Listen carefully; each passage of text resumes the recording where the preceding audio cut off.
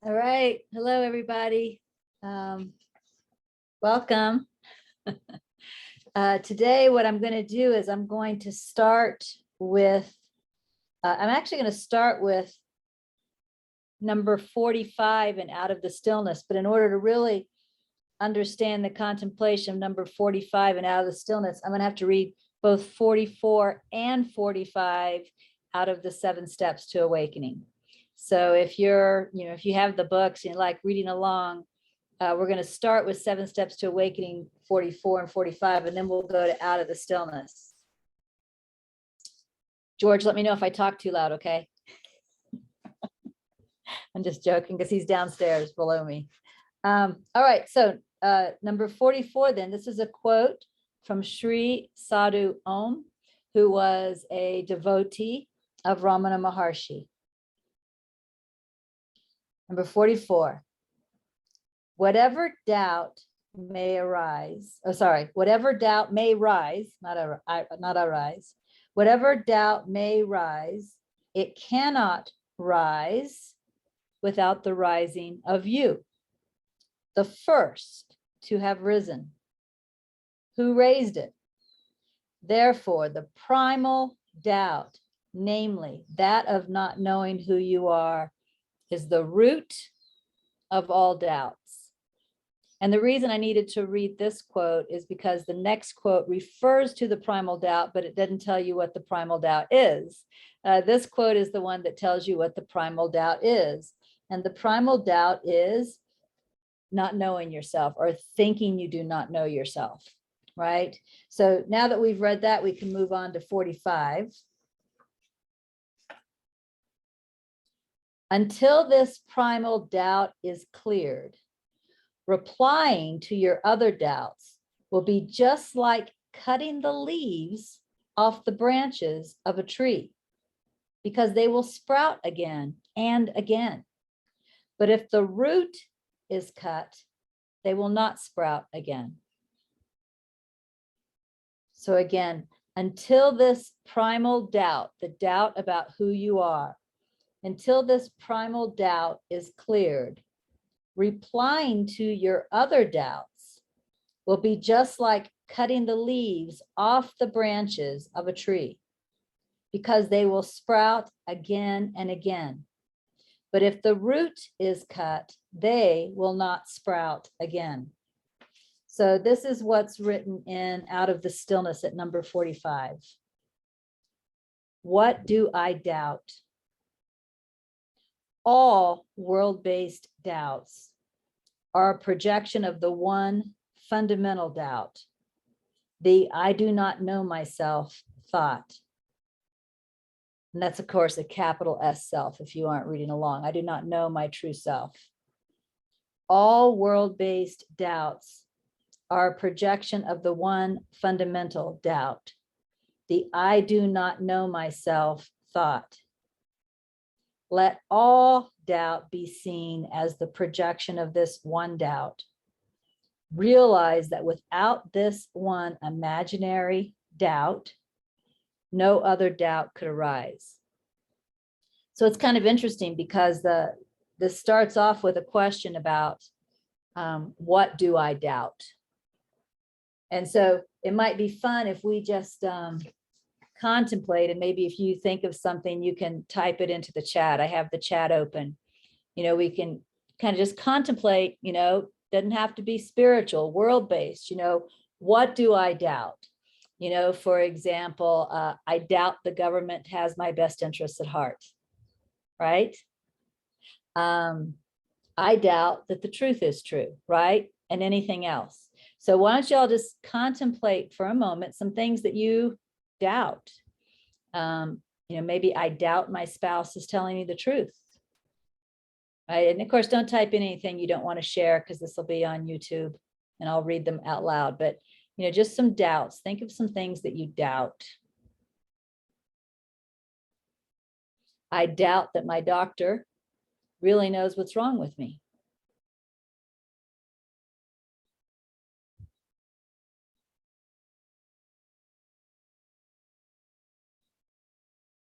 I doubt about tomorrow. and my health. It is written.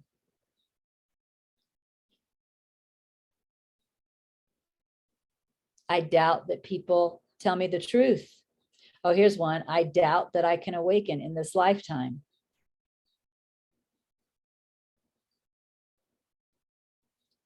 Another one. I doubt I can awaken. Yeah. I think that's a common doubt. Let's look at that common doubt. I doubt that I can awaken in this lifetime. Let's look at that one. Does everybody agree that's a common doubt? If you knew yourself, can you see how that doubt could not exist? Right? That's what this quote is saying. Right? This quote is saying that all doubts, here's another one, I doubt that I will be completely free of anxiety.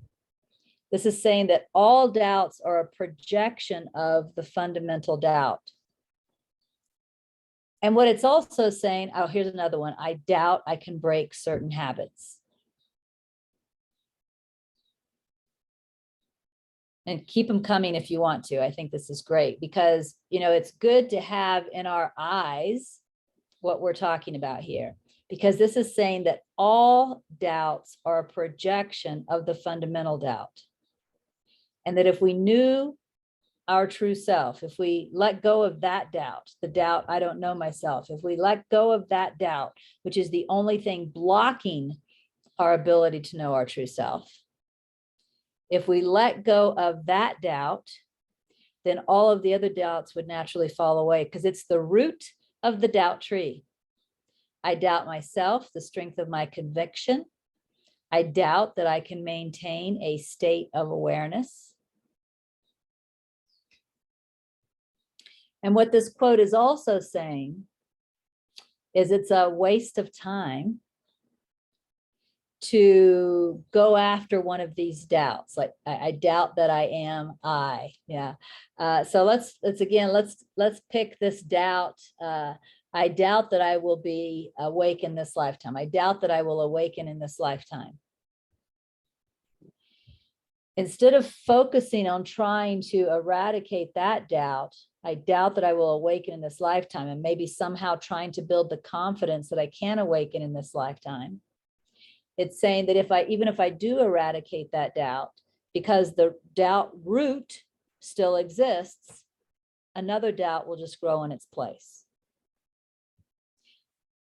So the only doubt that I need to work on is the root. It's like cutting down the whole doubt tree, right? I just need to work on the root. I just need to let go of the doubt that I know myself. Listen to that. What this is saying, and Ramana Maharshi used to say it too, is that you know yourself right now. How many of y'all doubt that? Yeah, and see, that's saying that's why these other doubts are there. Right? That's why these other doubts are there, because you doubt that you know yourself when you actually do. Can you imagine that the only thing that has to be removed is the doubt that you know yourself? And then you realize that you always have known yourself. At the last retreat that we had here, the 4 Principles of God, I told people a story that I don't think I've ever told online before. If I have, I've forgotten. It felt like the first time I'd ever told the story publicly, but it feels like it fits here.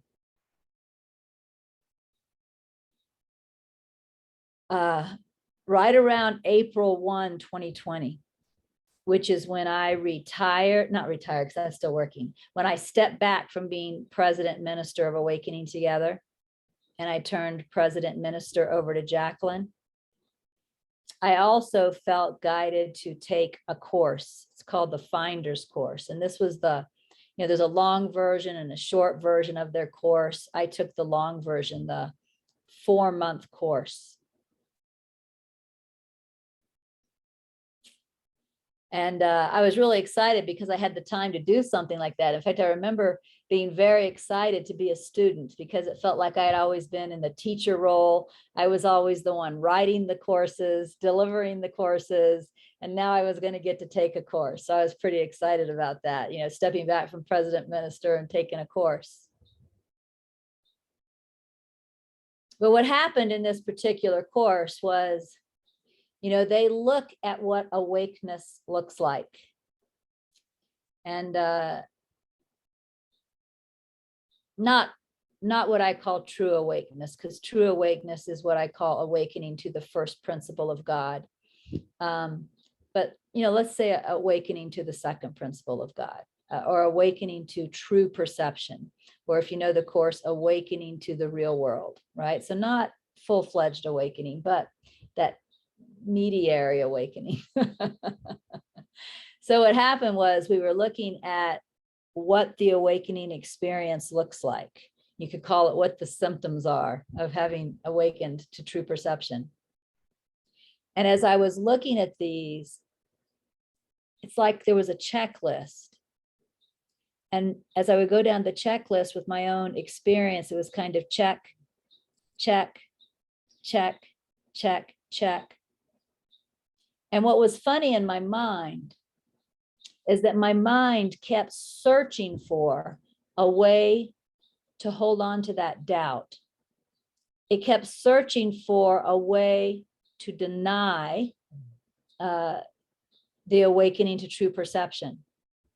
And yet this particular course didn't provide a way out, because it just kept saying, I just had to keep going, check, check, check, check, check, check. It was funny because, again, the mind was struggling. This can't be true. This, I must not be awake, right? I just kept struggling.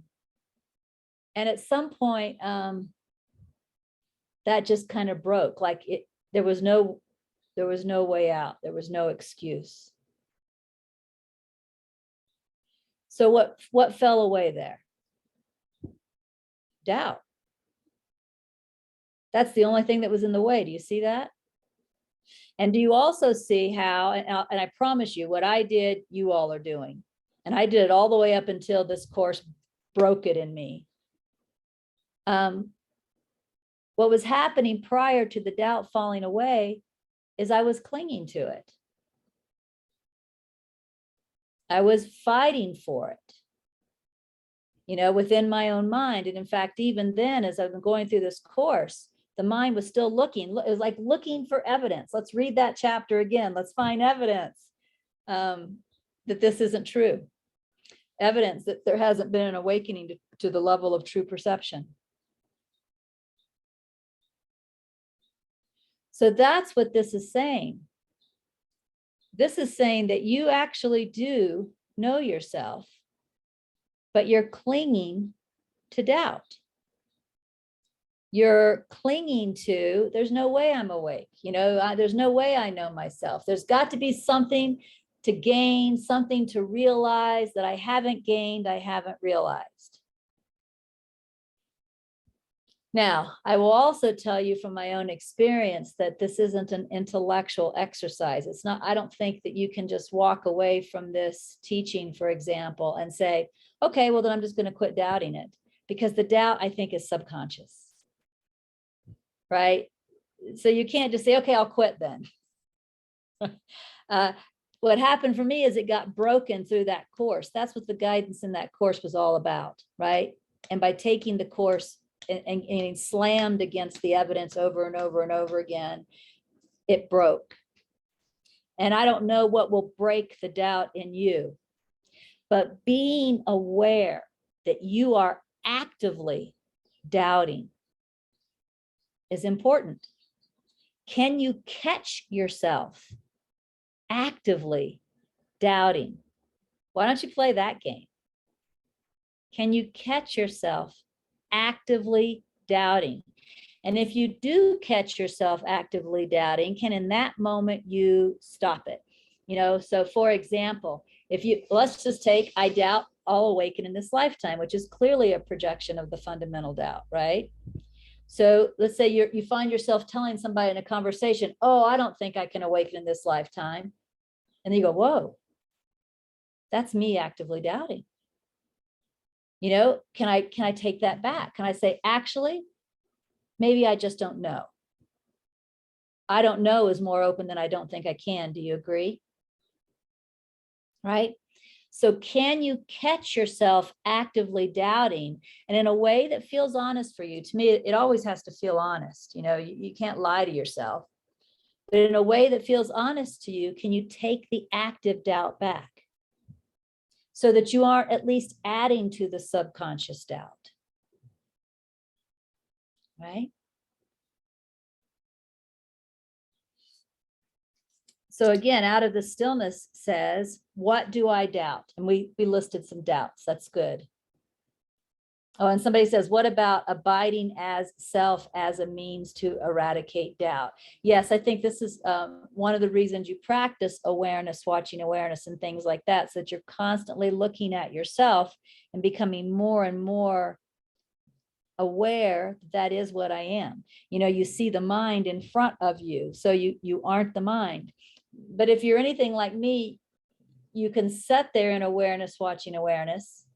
You can be very aware while in meditation of what you are, and then you still get up and walk away and say, yeah, but I don't think I can fully realize that for years. Like you get up and you walk away and you grab onto the doubt again. Do you see how many of y'all have done that? So you see what I mean, right? So that would be actively catching yourself doubting. So what do I doubt? All world-based doubts are a projection of the one fundamental doubt, the I do not know myself thought. How many of y'all have the I do not know myself, capital S? I do not know myself thought, right?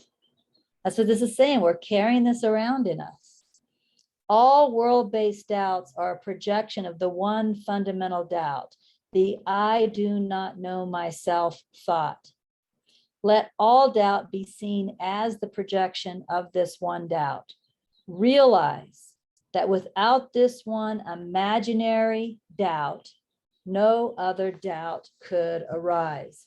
And again, Sadhu Om said, until this primal doubt is cleared, replying to your other doubts will be just like cutting the leaves off the branches of a tree, because they will sprout again and again.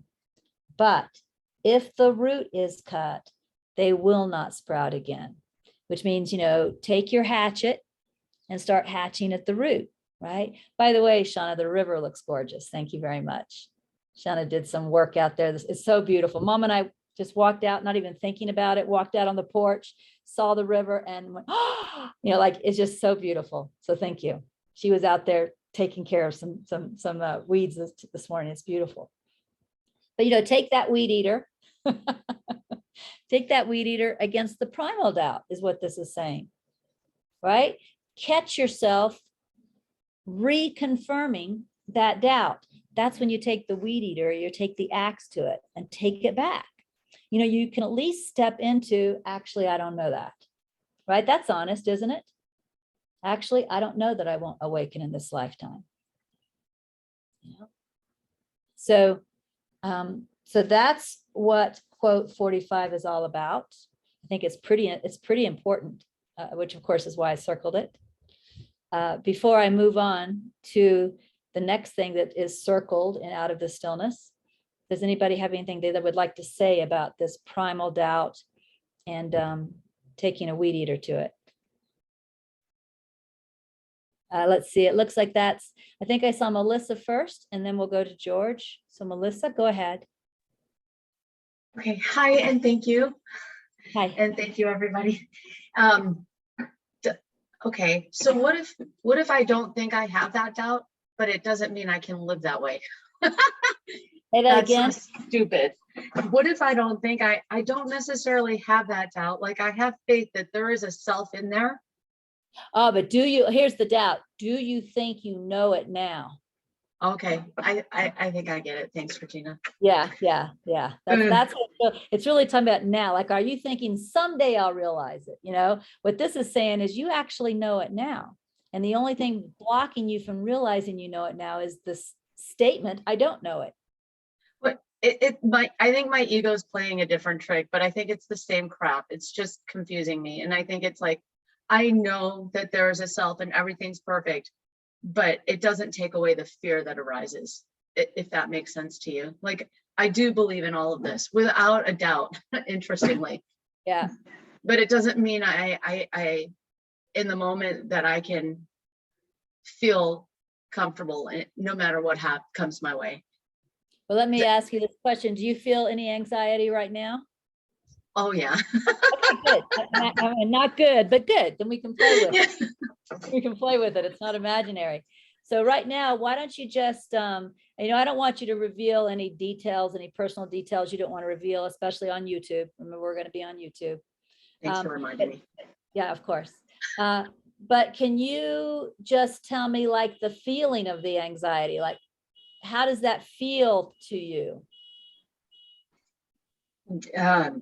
Just an unworthiness. I don't know if that's a feeling, just an unworthiness, like you're not needed here. This is, what are you doing in this world? Kind of like, does that make sense? Or yeah, oh yeah, that makes sense. I've known that before. Okay, so tell you what I'd like you to do is just pause for a moment. I would like you to just look at that feeling. Just look at that feeling, like what are you doing here? You don't belong here. You're not good enough to be here. Whatever that feels like, just look at that and don't do anything else for a moment. Okay. Just allow yourself to be with it.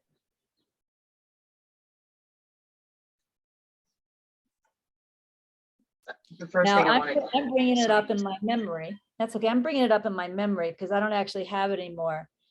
But when I bring it up in my memory, it's almost like I start to feel it here. I can almost draw a circle around it, and then I feel it down to about this level. And then I would go back up to my head again. Like I don't actually feel that in my toes. It's like, it's not in my ankle. It's not, yeah. So can you draw a circle around it for me, or a square or a triangle? Okay, so you feel it. This is where it quote lives.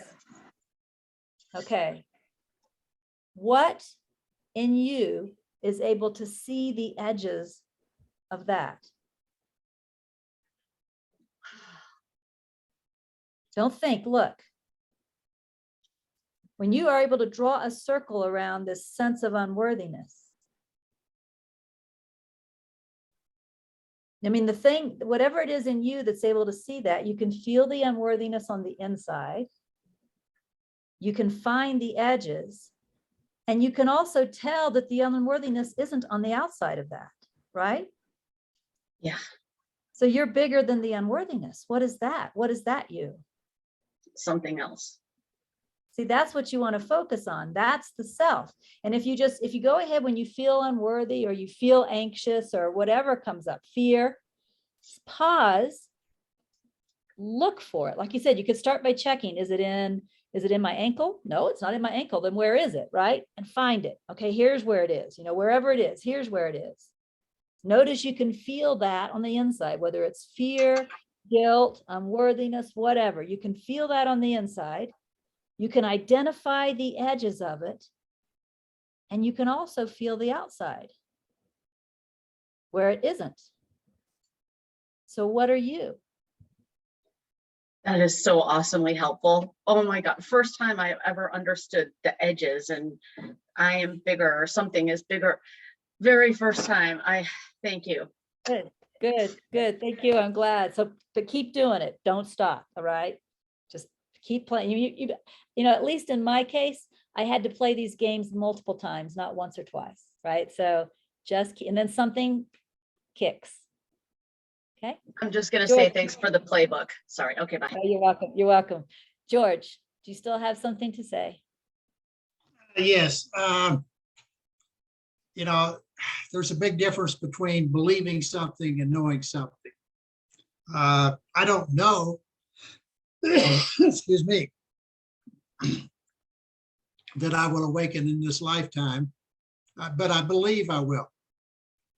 And to add to that, I think whatever happens is exactly what's supposed to happen. George is never going to awaken. The George character is never going to awaken. And so whether George awakens or not doesn't seem to be that important to me. Because I do have that sense that, even though I identify with George, I can also have the sense that there's more to George there's more to this awareness than just George. Than just George.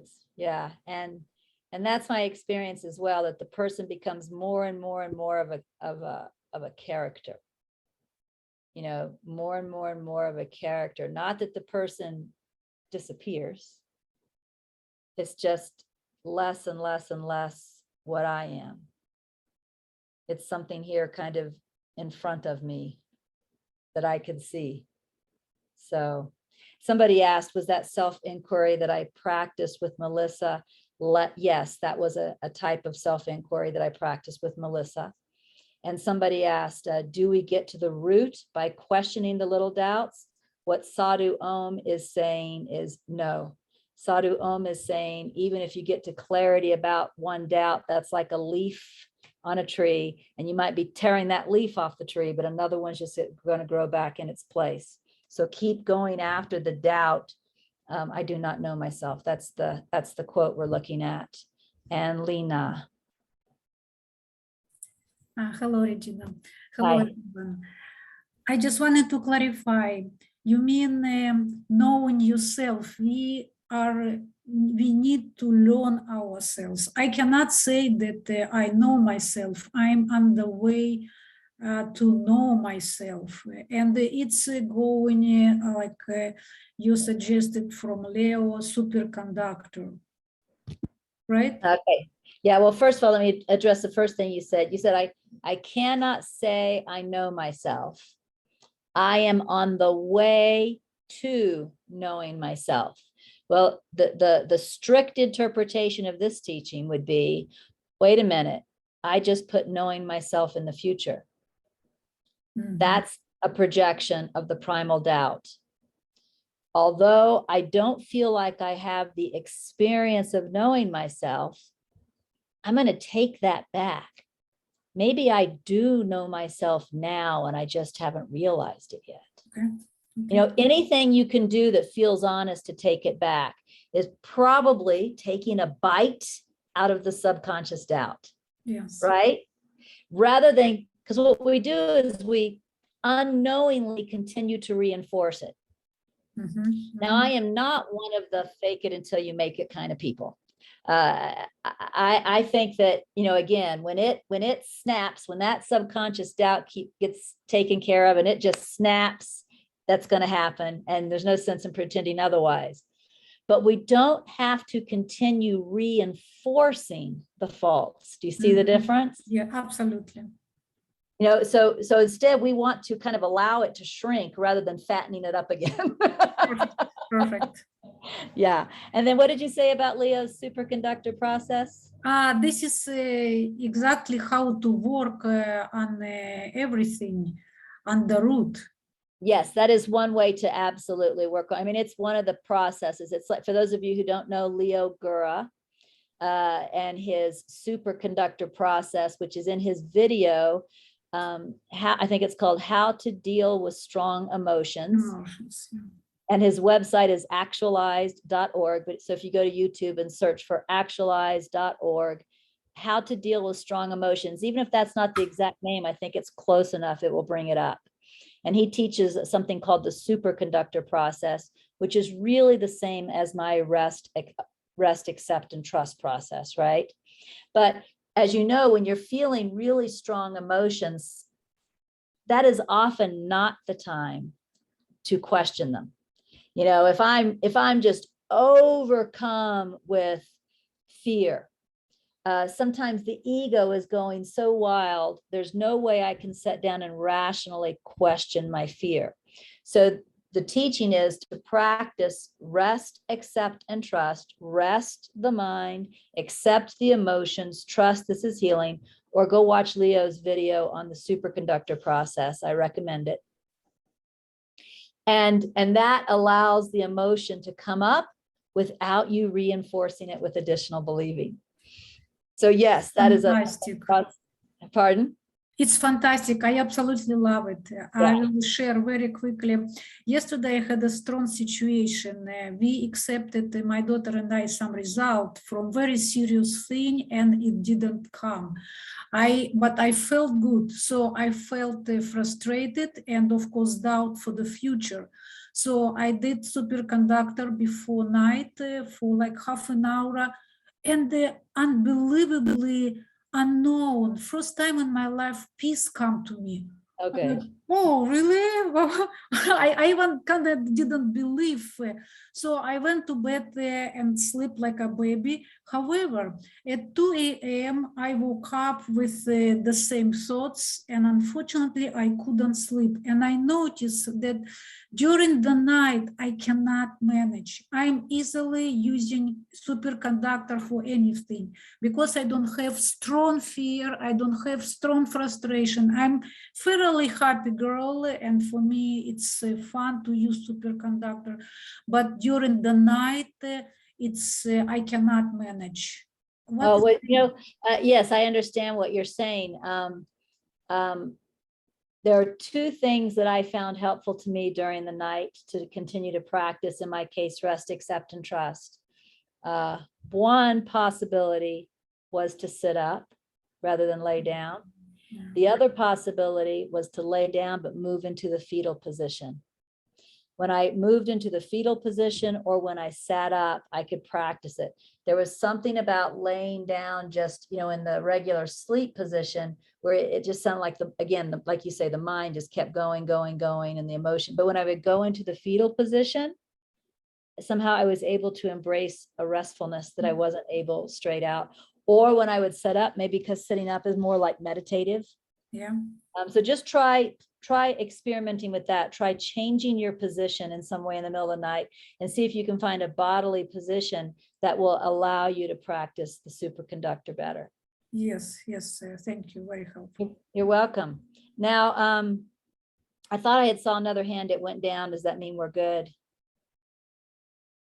Yeah, we're good. Okay, so let's move on. Let me see what I have circled next.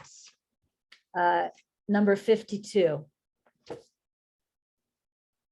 So number 52, this is from Sri Muruganar, who again was a devotee of Ramana Maharshi. I'm reading from the 7 Steps to Awakening by Michael Langford. You know, he collected the quotes.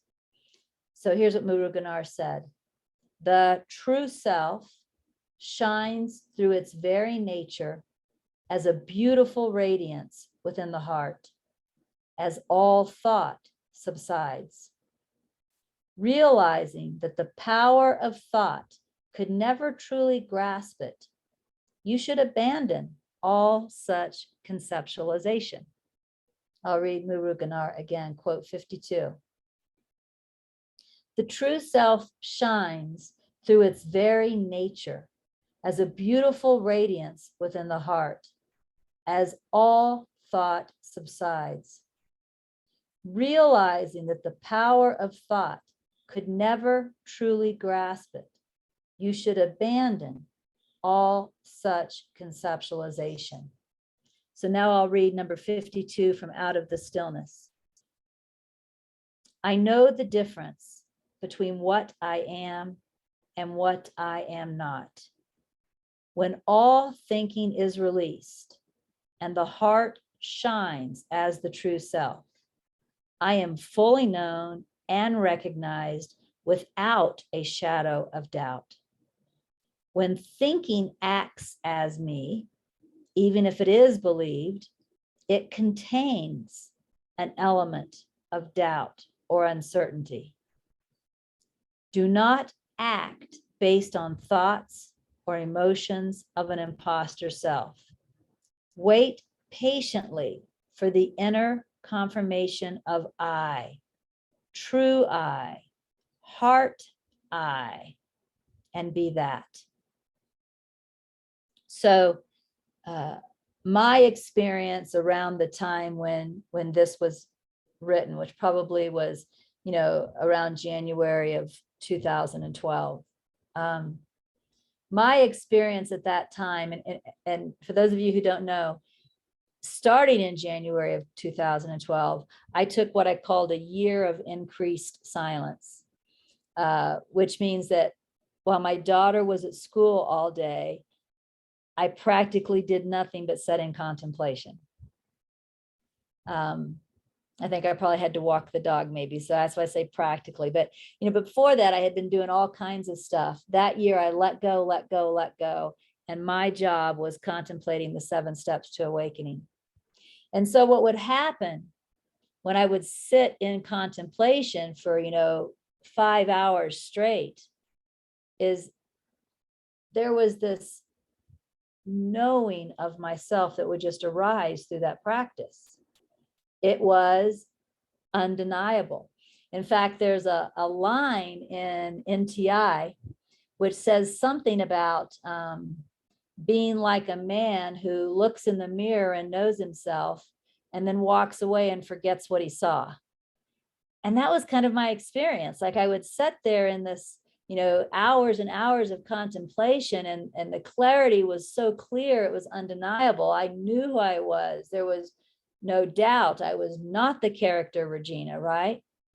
But then I would still get up and walk away, when my daughter came home, and I would forget to some degree. I would not say forget fully anymore at that point, but I would forget to some degree. You could say the doubt crept back in.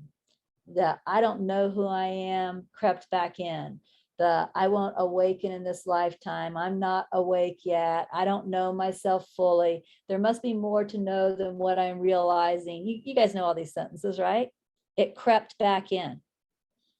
So that's really what this quote is saying. It's saying, I do know the difference between what I am and what I am not, right? When all thinking is released and the heart shines, and when I'm sitting here in 5 to 7 hours of contemplation, I know fully who I am without a shadow of a doubt.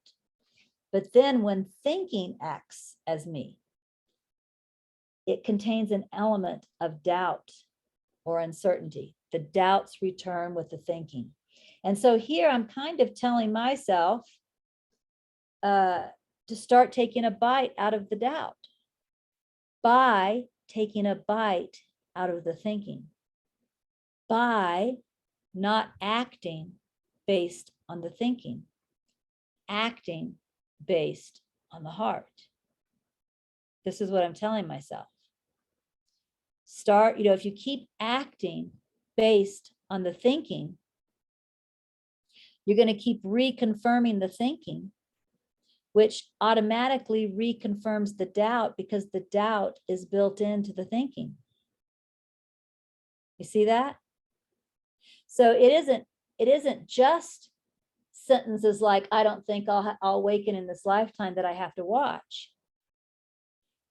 I really want to pay attention as much as possible. When am I acting from the thinking without checking with the heart first? Learning to check with the heart first and learning to act based on the heart. Because every time I act based on the thinking, I'm reaffirming the doubt because it's built into the thinking. I mean, think about it. Think about it. If I go on and on telling you, oh, here's what I think about the government, and I think this, and I think that, and I don't think they should this, and I, who is that I? Isn't that I the person? Or the conditioning at least? And doesn't that I have built into it, I don't know myself? Do you see? So this is what this is what this is saying. That I has built into itself the doubt. So I really need to start paying attention to, am I coming from this I up here, or am I coming from this I in the heart, this I down here? I call this discernment. And I want to make sure I'm coming from this I in the heart, because whenever I come from this I in the mind, I'm reinforcing the doubt. That's helping to keep the subconscious doubt alive. I talked about making it fatter. It's making it fatter. But every time I pause, check which eye I'm listening to, head eye or heart eye are the symbols I'm using, and I go with the heart eye, then I'm allowing it to get thinner or smaller again. So again, quote number 52, the self shines, I'm reading from the 7 Steps to Awakening, the self shines through its very nature as a beautiful radiance within the heart, as all thought subsides. Realizing that the power of thought could never truly grasp it, you should abandon all such conceptualization. And so as I contemplated that, I wrote, I know the difference between what I am and what I am not. When all thinking is released and the heart shines as self or as true self, I am fully known and recognized without a shadow of doubt. When thinking acts as me, even if it is believed, which means even if I believe the thinking, there's doubt in it. Believing the thinking doesn't eliminate the doubt is what that sentence means. You may think you're confident in what you're saying, right? You may think, I know that I know what the government should have done in this case, right? You may think you're confident in what you're saying, but the doubt is even built into when you're confident, because the doubt is not about the government. The doubt is, who am I? You see? That's what this sentence means. So when thinking acts as me, even if it is believed, or you could say, even if I'm confident in what I'm saying, even if I think there's no doubt in what I'm saying, right? When thinking acts as me, even if it is believed, it contains an element of doubt or uncertainty. Do not act based on the thoughts or emotions of an imposter self. The imposter self itself is the primal doubt, you see? Do not act based on the thoughts or emotions of an imposter self. Wait patiently for the inner confirmation of I, true I, heart I, and be that.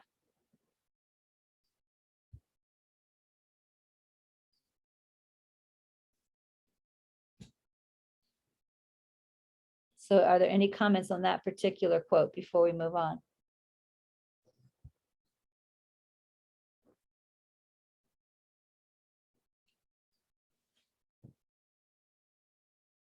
All right, then the next quote that I have is number 55. Number 55 is Sri Annamalai Swami, also a devotee of Ramana Maharshi. And here's what he said. Don't be interested in the words that the mind is serving up for you. It is putting them there to tempt you into a stream of thoughts that will take you away from the true self. You have to ignore them all and focus on the light that is shining within you. It's not much different than the discussion we just had, is it? Again, Sri Annamalai Swami says, don't be interested in the words that the mind is serving up for you. It is putting them there to tempt you into a stream of thoughts that will take you away from the self. You have to ignore them all and focus on the light that is shining within you. Oh, so I remember, it's funny how some of this stuff I wrote so long ago, but it was so impactful for me that when I read it, it's so, I mean, like I can read the first few words here and I totally remember this. Like I remember every bit of this because that's how important it was to me in my practice, right? So here's what I wrote when I was contemplating number 55. The first few words of any new mind stream need to be seen as temptation to believe illusion. The first few words of any new mind stream need to be seen as temptation to believe illusion. To become interested in the first few words is to get caught in a current of illusion from which it may be quite difficult to become free. Just as you would not wander into a strong water current, hoping not to be swept away. Do not wander into even the first few words of a thought stream. Stand firmly on the solid bank of the heart, the solid bank of constant truth. And I mentioned to y'all that Shauna went out today with the weed eater, and there were some weeds in front of the river here that, I don't know, were pretty tall. And as a result, like from our porch, you couldn't really see the river. You could hear it, but you couldn't really see it. And Shauna went out this morning and took them down. And so now you can see them. And like I said, we walked out on the porch at lunchtime, and Mom and I, and there was the river for the first time, we could see it, and it is rushing by. I mean, it's really rushing by. We've had a lot of rain lately. It's full and it's just going by. Shauna and George, you guys know what the river looks like. Let me ask you this question. Would you go out there and wade into the river right now? Because what would happen? Tell me what would happen. Unmic yourself and tell me what would happen. It'd probably sweep me off my feet. Yeah. Same thing, Shauna? Yep, get swept away. Yeah, you get swept away. I mean, you would lose yourself, and you'd be going down the river hitting rocks, and so that's the symbol that this is using. This is saying, just like you wouldn't wade into that river right now because it's rushing and it would probably knock you over, and you're going to hit a bunch of rocks and you're going to lose control.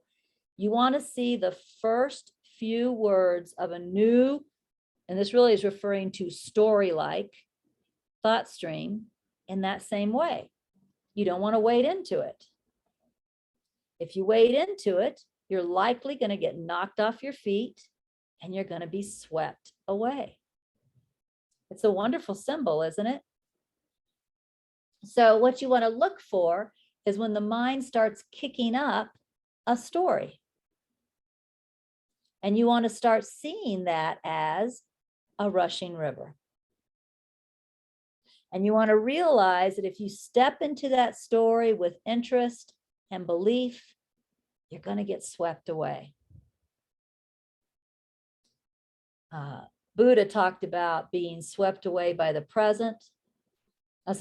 Being swept away by the past, which of course means you're entering into thoughts about the past and getting all caught up in that.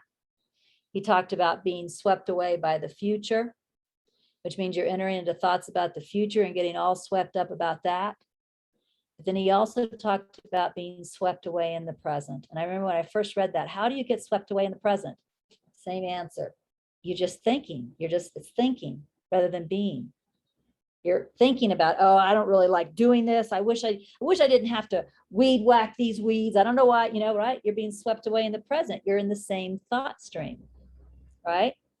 So, and he, at least the English translation that I saw, use that same term, swept away. So that's the simple message here. Let me ask you this, Sean, I'll let you answer since George answered last time. When do you think it would be easiest to get out of the river? When you step in with one foot and realize it's, realize it's too strong, or after you've waded in up to your thighs? Definitely with the first step would be easier. Yeah, that's what this is saying too. It's easier as soon as you notice it kicking in to get out then. If you let yourself be swept away by these thoughts for 30 minutes, 30 days, 30 years, however long, it's just harder and harder and harder to step away from it because you're swept in. It's got you, it's controlling you, or at least it seems that way. So that the easiest way to get out of that thought stream is when you just start to step in. It's much easier to get out then.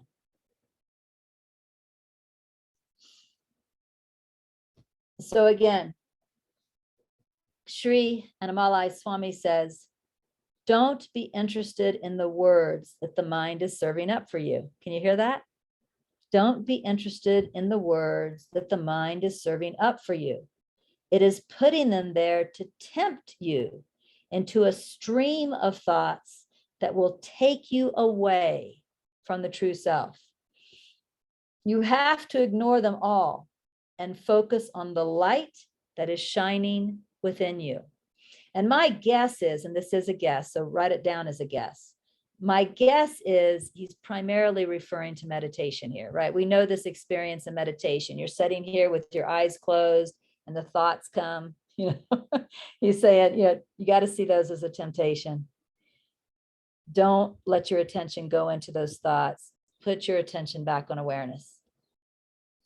But my experience is this is a good habit all of the time. It's not something you want to practice in meditation and not practice in conversation, for example.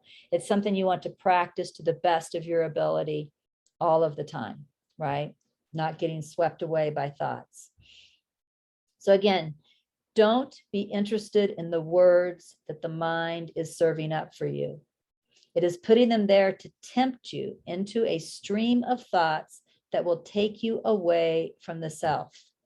You have to ignore them all and focus on the light that is shining within you. And Regina wrote, the first few words of any new mind stream need to be seen as temptation to believe illusion. To become interested in the first few words is to get caught in a current of illusion from which it may be quite difficult to become free. Just as you would not wander into a strong water current, hoping not to be swept away, do not wander into even the first few words of a thought stream. Stand firmly on the solid bank of the heart, the solid bank of constant truth. So we're back to, kind of checking between the head, the heart, determining which one is representative of your truth and doing your best to give your attention to there, act from there, speak from there, do your best to stay out of the stream of thought. So Lena. Maybe it's not important, but for some case I'm wondering, it's written, it is putting them there to tempt you. Putting there by whom? Oh, I wouldn't worry about that. Yes, yes, I thought yeah. about it. Yeah, Just for the beauty. that's actually a good thought stream just to avoid. I would see just that as a wonderful symbol. Yes, like for the beauty. Yeah, Thank you. Yeah, that's the safest way to look at it. And of course, I can look and Google what's the difference between contemplation and meditation, but I really want to know from you, what's the difference between contemplation, meditation, and thinking? Well, and that's a great question. First of all, I'll tell you that if you were to Google it, depending on how deeply you went into your research, you would find that people sometimes switch the words. It kind of depends on your tradition. So what I tell you contemplation is, which I will in a moment, what I tell you meditation is, someone else may use the words exactly the opposite. So that's the funny thing about words. But I can tell you what Regina Dawn Akers means by contemplation and meditation. So when you're listening, so when you're listening to me, you know. For me, when I contemplate these quotes, for example, I'm going to pick a real short one. There's one here, number 66. I'm just going to pick it. It says, it is the earnestness that liberates and not the theory. So then what I do is I just kind of pause. I just sit there and I just be with that for a moment. Just kind of rest in the silence after having read the words. And then I open my eyes and I read it again. It is the earnestness that liberates and not the theory. And I wait to see what rises up in me as I contemplate. I don't think. So here's what contemplation is not. Are you ready? I'm going to demonstrate what it is not. Contemplation is not, I wonder what that means. I wonder what he meant by that. Let me think. It's not thinking, it's waiting. You just read and be. Read and be. But my experience is as I read and be, something starts rising up. So it's not thinking, it's not head. Notice when I say something starts rising up, I'm pointing at my heart, right? Something starts rising up. So let me just do it live here, and then we'll go see what I actually wrote back in 2012 for 66. Got 4 minutes. We'll do a short contemplation. It is the earnestness that liberates, not the theory. It is the earnestness. So what I find is arising in me right now is there's a big attraction to the word earnestness. And what I'm feeling around that word is sincerity. And what I'm feeling around the word sincerity is that I know I'm sincere. I know my sincerity. So what my pen might write might be something like this. I'll read the quote again. It is the earnestness that liberates and not the theory. I might write something like, it's comforting to know that sincerity is all that's needed. I trust my sincerity. I will follow my sincerity. I will keep attention with my sincerity. Sincerity is not in the mind, sincerity is in the heart. I feel that. So I'll keep attention with the heart. Sincerity liberates. The heart liberates. Attention on the heart is the way. That's an example of contemplation, right? And we'll just look real quick. I may have to answer your meditation question next week, so that'll be our cliffhanger. You always have to have a cliffhanger at the end of a program, right? But let's look and see what I wrote in 2012 as I contemplated that. Here's what I wrote in 2012, because of course I was in a different place in 2012, right? But look at this. Lack of earnestness has been my weakness. Therefore, I will to be more earnest. Do not let my present experience of happiness delay me from absolute earnestness. So just briefly, I'll tell you what was going on with me. This was after I had completed that purification process that I went through, completed that process around, we'll say around 2009, late 2008, early 2009. And after completing the purification process, there was this happiness, this peace that hadn't been there before, because all those false beliefs were not there, right? But I found myself getting caught up in other things. I had lots of guests coming to my house. It just seems like, although I was happy, it seems like I wasn't as dedicated to my spiritual path as I had been during the purification process. Like during the purification process, when I was trying to let go of the suffering, I was much more earnest. When the happiness set in, I felt like I had become less earnest. And in fact, remember, this was probably January of 2012, which is when I was guided into, you could say, a year of earnestness, right? So I'm beginning to shift now. But when I contemplated this, I'm just speaking the truth. Like I know in these last few years when it's been easier, I haven't been focusing on my spiritual path in the same way that I was when it was harder, right? And so I'm saying, don't let happiness become my next distraction. You know, I want to focus on the spiritual path, even if I am at peace, because I want to go all the way.